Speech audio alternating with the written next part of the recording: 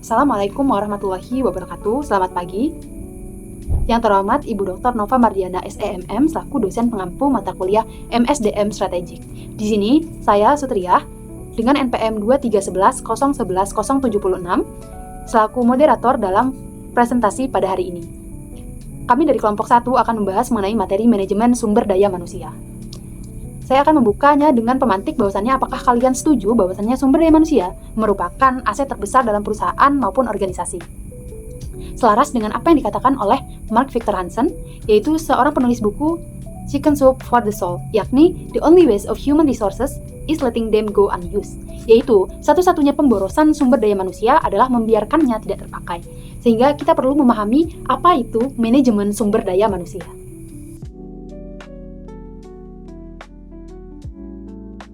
Di sini kita akan membahas mengenai pertama yaitu sifat manajemen sumber daya manusia, sistem manajemen sumber daya manusia, dampak sumber daya manusia terhadap kinerja organisasi, lalu dimensi etika, keadaan manajemen sumber daya manusia, dan yang terakhir yaitu kesimpulan dari penyampaian materi yang akan kami berikan.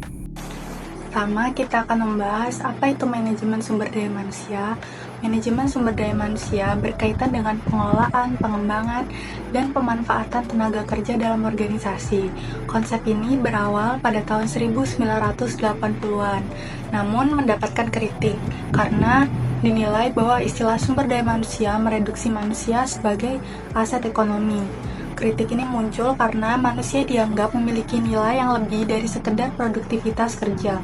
Mereka mempunyai perasaan, kreativitas, motivasi yang tidak bisa disamakan dengan aset perusahaan lainnya. Meskipun mendapat kritik, konsep ini tetap digunakan untuk mempermudah dalam memahami pengelolaan tenaga kerja.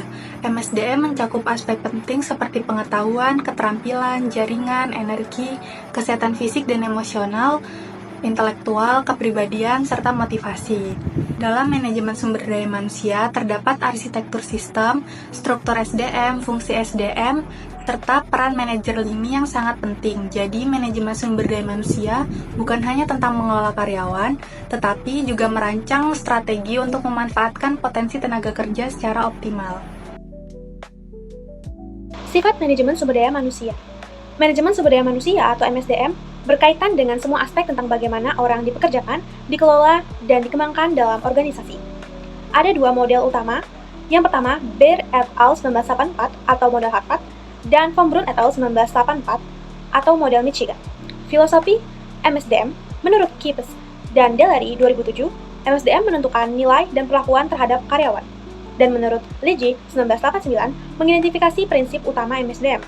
Yang pertama, yaitu integrasi kebijakan SDM dengan strategik bisnis. Yang kedua, SDM sebagai aset berharga dan sumber keunggulan kompetitif. Dan yang ketiga, kebijakan yang konsisten, meningkatkan komitmen dan fleksibilitas.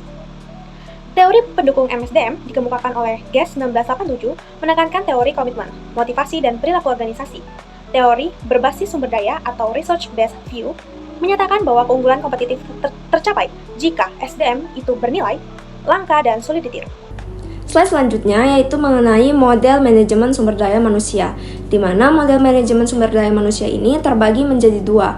Yang pertama yaitu model Harvard, di mana model Harvard ini menekankan komunikasi, pemahaman, dan kepercayaan antara karyawan dan manajemen, memandang karyawan itu sebagai aset, bukan biaya. Lalu model Harvard mempertimbangkan seluruh pemangku kepentingan dan faktor situasional untuk mencapai keberhasilan organisasi. Lalu model Harvard juga beroperasi dengan komponen yang saling berhubungan. Komponen tersebut yaitu faktor situasional, pemangku kepentingan, kebijakan SDM, hasil SDM, dan konsekuensi jangka panjang. Sedangkan model penyelarasan SDM atau model Michigan itu menyelaraskan struktur formal dan sistem SDM untuk mendorong tujuan strategis organisasi. Model ini berfokus pada pengendalian strategis, struktur organisasi, dan pemanfaatan sumber daya manusia untuk mencapai tujuan strategis.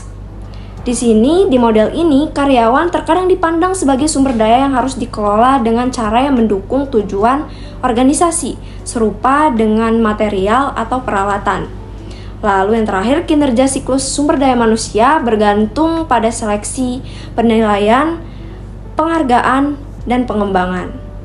Arsitektur SDM atau sumber daya manusia bukan hanya tentang bagaimana tim HR atau human resource diorganisir, tetapi juga gambaran lengkap tentang semua aspek yang terlibat dalam pengelolaan SDM di seluruh perusahaan.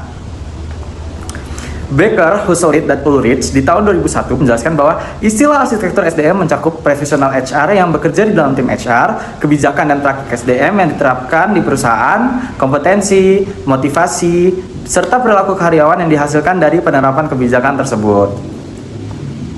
Kegiatan seperti pengembangan organisasi, Kegiatan seperti pengembangan organisasi, wawancara dan tes seleksi, manajemen talenta, pelatihan dan pengembangan, manajemen kinerja, serta pemberian penghargaan memang penting dalam menjalankan fungsi HR. Namun, perusahaan harus berhati-hati terhadap teknik-teknik baru yang hanya sekedar tren sesaat. Teknik-teknik yang digunakan harus sudah teruji dan relevan, bukan hanya dipilih karena dianggap praktik terbaik, tetapi bukti yang jelas. Jadi, keberhasilan SDM tidak hanya soal mengikuti tren. Keberhasilan SDM tidak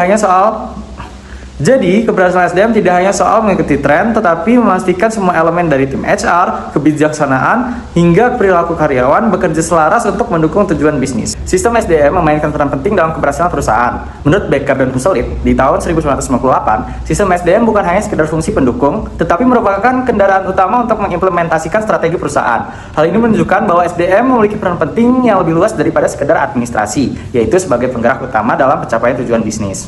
Pada tahun 2006, Becker dan Huselit kembali menegaskan bahwa sistem SDM adalah aset utama dalam organisasi.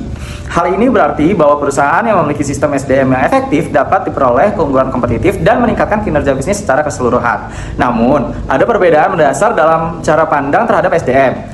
Menurut Boselli dan koleganya di tahun 2005 mencatat bahwa dalam pendekatan tradisional, SDM seringkali dipandang sebagai kumpulan praktik yang terpisah tanpa keterkaitan yang jelas. Pendekatan ini membuat SDM kurang efektif dalam mendukung strategi perusahaan. Sebaliknya, pendekatan strategis terhadap SDM melihatnya sebagai sistem terintegrasi dan koheren. Dalam pendekatan ini, setiap praktik SDM dirancang untuk saling memperkuat, menciptakan sinergi, dan mendukung tujuan perusahaan secara keseluruhan. Dengan demikian, agar sistem SDM dapat memberikan dampak yang maksimal, perusahaan perlu beralih dari pendekatan tradisional ke pendekatan strategis. Dengan sistem SDM yang terintegrasi dan selaras, dan strategi bisnis, perusahaan dapat lebih kompetitif dan siap menghadapi tantangan di masa depan. Selanjutnya yaitu komponen dari sistem SDM. Sistem SDM yang baik terdiri dari 3 hal. Pertama yaitu strategi SDM, kebijakan SDM, dan juga praktik SDM. Strategi SDM yaitu menentukan arah pengelolaan sumber daya manusia dalam organisasi. Lalu kebijakan SDM adalah menetapkan pedoman bagaimana sumber daya manusia harus diterapkan dan dikelola. Lalu yang ketiga yaitu praktik SDM, yakni aktivitas pengelolaan SDM itu sendiri, termasuk jangka panjang, hubungan kerja, pelatihan, pengelolaan operasional, hingga penggajian. Menurut Bowen dan Ostroff pada tahun 2004, sistem SDM yang kuat memiliki kekhasan, yaitu konsistensi dan konteks yang tinggi, yang memungkinkan organisasi menciptakan lingkungan kerja yang mendukung produktivitas dan kesejahteraan dari karyawan itu sendiri. Banyak penelitian telah dilakukan yang menunjukkan bahwa ada korelasi antara praktik manajemen sumber daya manusia yang baik dengan kinerja organisasi. Nah, penelitian-penelitian ini menghasilkan beberapa kesimpulan, yaitu praktik SDM dapat memberikan dampak langsung pada karakteristik karyawan. Nah, jika karyawan memiliki karakteristik ini, maka kemungkinan besar kinerja organisasi dalam berbagai aspek juga akan mengalami peningkatan. Ada satu model yang menjelaskan dengan rinci terkait korelasi ini, yaitu model AMO. Nah, model AMO menjelaskan kinerja bergantung pada kemampuan, motivasi, dan kesempatan individu. Model ini memberikan informasi tentang praktik manajemen sumber daya manusia yang harus disertakan dalam sistem kerja. Ada 3 rumus model AMO, yaitu keterampilan, motivasi, dan peningkatan peluang. Nah, 3 dimensi ini yang nantinya akan mempengaruhi kinerja karyawan dan peningkatan berbagai aspek dalam organisasi. Dimensi etika. Apa pentingnya dimensi etika dalam manajemen sumber daya manusia? Beberapa ahli seperti Skender pada tahun 1987, Ulrich pada tahun 1997, dan Boxall DKK pada tahun 2007 menegaskan bahwa sumber daya manusia harus memperhatikan kebutuhan karyawan dan legitimasi sosial organisasi. Namun, Winstanley dan Woodall pada tahun 2000 serta Grant dan Shields pada tahun 2002 mengkritik bahwa dimensi etika sering diabaikan dalam literatur sumber daya manusia terkini, di mana fokus lebih banyak pada kesesuaian strategis dan hasil organisasi, seringkali mengorbankan kepentingan karyawan. Poin utamanya adalah perlunya keseimbangan antara kepentingan perusahaan dan kesejahteraan karyawan dalam praktik sumber daya manusia. Baik, di sini saya akan menyampaikan materi mengenai keadaan atau kondisi manajemen sumber daya manusia. Yang pertama, yaitu manajemen sumber daya manusia strategis atau SHRM. Praktik manajemen sumber daya manusia (MSDM) sangat beragam karena dipengaruhi oleh pilihan kompetitif, teknologi, karakteristik karyawan, dan kondisi pasar tenaga kerja. MSDM mencakup berbagai kegiatan dengan variasi yang besar di berbagai pekerjaan, tingkat organisasi, unit bisnis, perusahaan, industri, dan masyarakat. Penekanan diberikan pada kebutuhan SDM untuk bersikap strategis dan memberikan nilai tambah bagi bisnis. Namun pendekatan ini beresiko mengabaikan kebutuhan dan hak karyawan sebagai pemangku kepentingan utama. Lalu yang selanjutnya mengenai kekhawatiran tentang praktik manajemen sumber daya manusia saat ini. Sejumlah akademisi telah menyampaikan keberatan tentang arah dan fokus manajemen sumber daya manusia. Menurut Marchington, 2008, berpendapat bahwa MSDM beresiko kehilangan arah karena terlalu berorientasi pada kepentingan investor dan kinerja keuangan jangka pendek, serta mengabaikan penerapan MSDM oleh manajer lini. Ia menyarankan agar MSDM kembali fokus pada 3 aspek. Yang pertama, peran sebagai penyeimbang antara berbagai pemangku kepentingan. Kedua, kesejahteraan karyawan sebagai jalan menuju kinerja tinggi. Dan yang terakhir, penerapan MSDM oleh manajer lini. Selanjutnya akan dijelaskan oleh rekan saya. Baik, sebagai penutup dari materi yang telah kita bahas, dapat disimpulkan bahwa manajemen sumber daya manusia atau MSDM merupakan strategi yang dirancang untuk mengelola tenaga kerja secara efektif. MSDM berperan penting dalam meningkatkan kinerja organisasi melalui pengembangan karyawan, sistem penghargaan, dan manajemen kinerja yang tepat. Dengan memastikan bahwa setiap individu memiliki keterampilan, motivasi, dan dukungan yang sesuai, MSDM membantu organisasi mencapai tujuannya secara lebih optimal. Selain itu, MSDM terus berkembang seiring dengan perubahan lingkungan bisnis dan perubahan teknologi. Jadi, organisasi perlu menyesuaikan strategi SDM mereka agar tetap kompetitif dan mampu menghadapi tantangan di masa depan.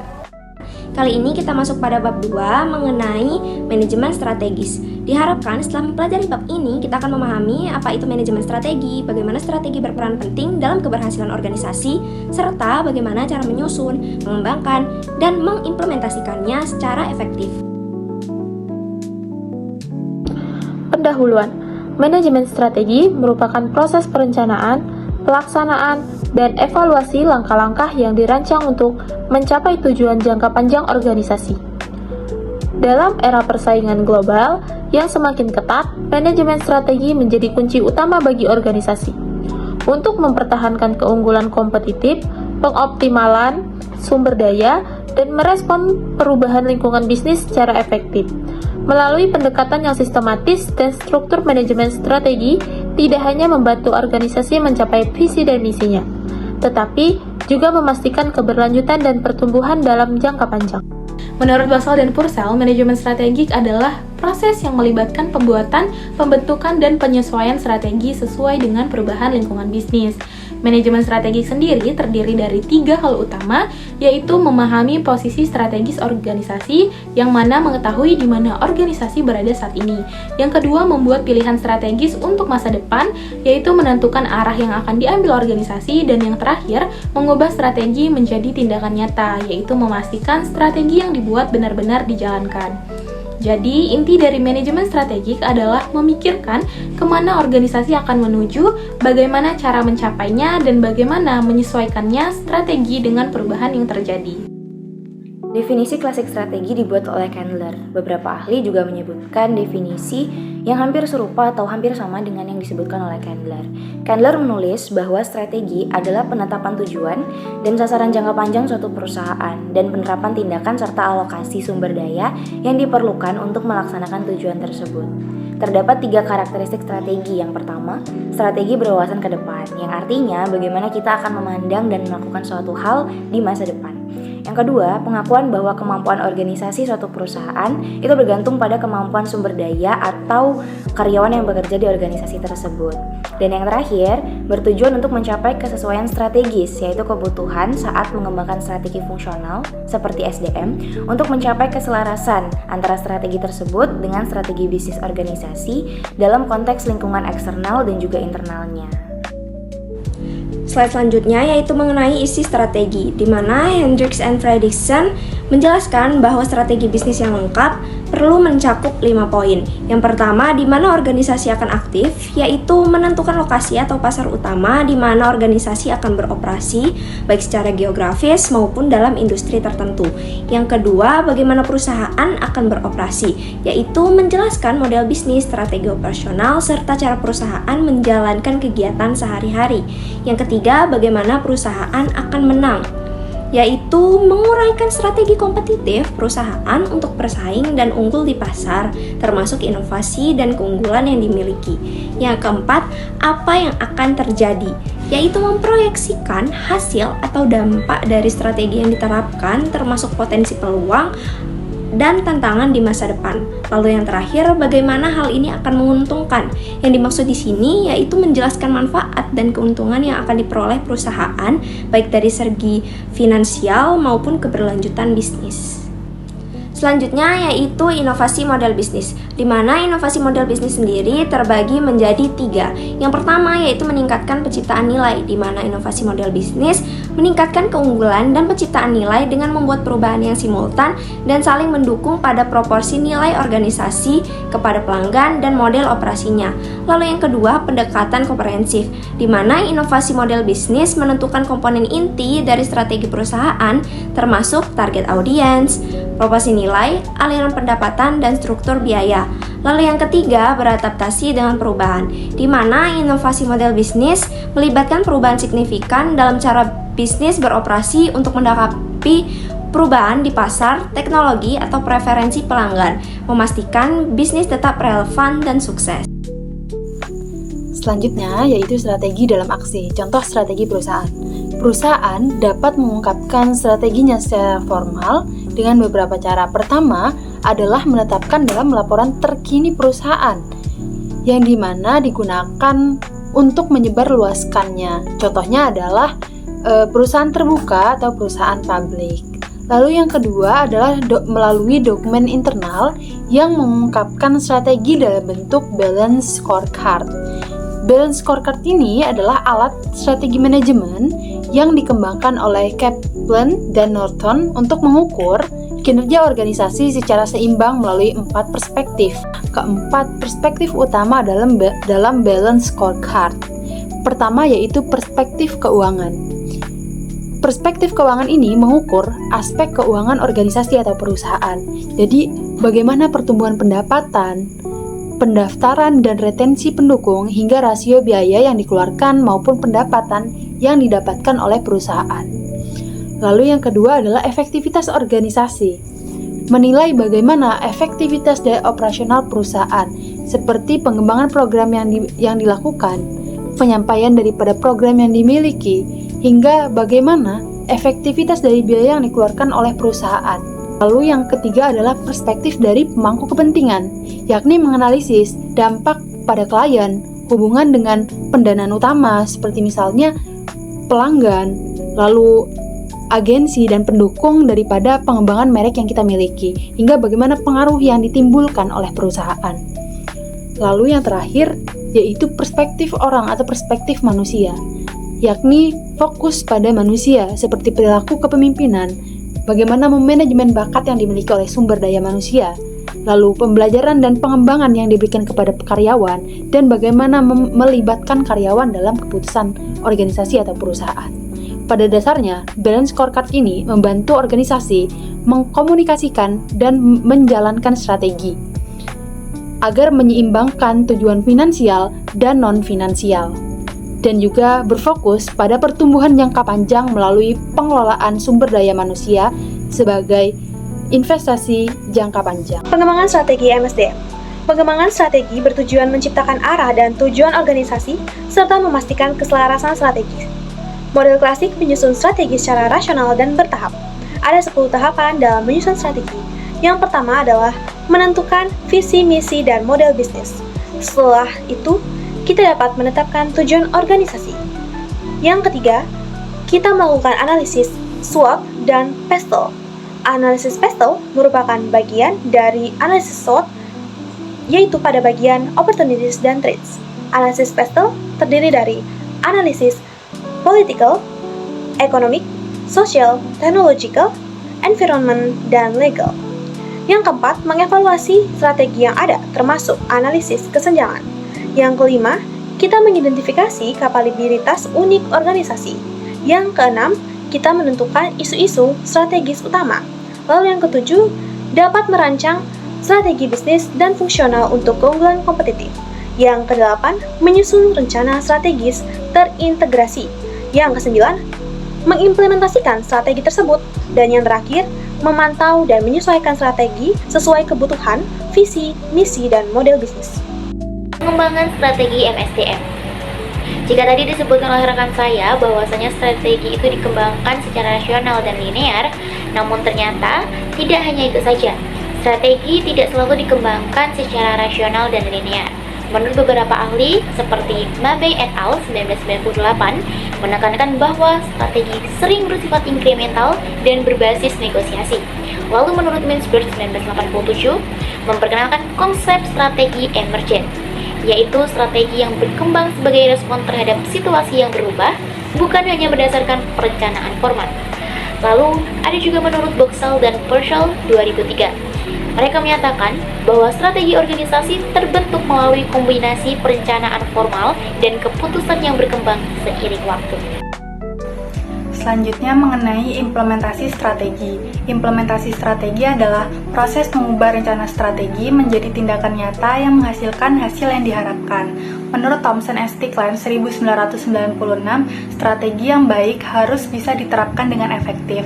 Namun menurut Cantor 1984, banyak perusahaan yang lebih pandai untuk membuat rencana daripada menjalankannya. Implementasi strategi berdampak langsung pada kesuksesan SDM dan operasional perusahaan, sehingga SDM memiliki beberapa peran penting. Yang pertama, SDM harus terlibat dalam perencanaan dan penerapan strategi. Yang kedua, SDM memastikan inovasi serta perubahan berjalan efektif. Dan yang terakhir, SDM mengembangkan strategi yang sesuai dengan kebutuhan perusahaan. Jadi, dengan peran SDM yang tepat, strategi dapat diimplementasikan secara lebih optimal. Manajemen strategik adalah proses perencanaan dan pengelolaan bisnis secara menyeluruh dengan berpikir dan bertindak secara strategis. Proses ini melibatkan pemahaman posisi perusahaan saat ini, menentukan tujuan masa depan, serta merencanakan langkah-langkah untuk mencapainya. Manajemen strategik tidak hanya berfokus pada penyusunan rencana, tetapi juga memastikan rencana tersebut dapat diterjemahkan menjadi tindakan yang nyata. Strategi yang efektif harus berorientasi ke depan, memanfaatkan sumber daya secara optimal dan selaras dengan lingkungan internal maupun eksternal perusahaan. Dalam penerapannya, perusahaan perlu mendefinisikan misi, melakukan analisis SWOT dan PESTEL, serta menyusun rencana berbasis keunggulan kompetitif. Keberhasilan strategi sangat bergantung pada kemampuan perusahaan dalam memonitor dan menyesuaikan langkah-langkah strategis sesuai dengan dinamika pasar. Dengan manajemen strategik yang baik, perusahaan dapat bertahan, berkembang, dan mencapai tujuannya secara berkelanjutan.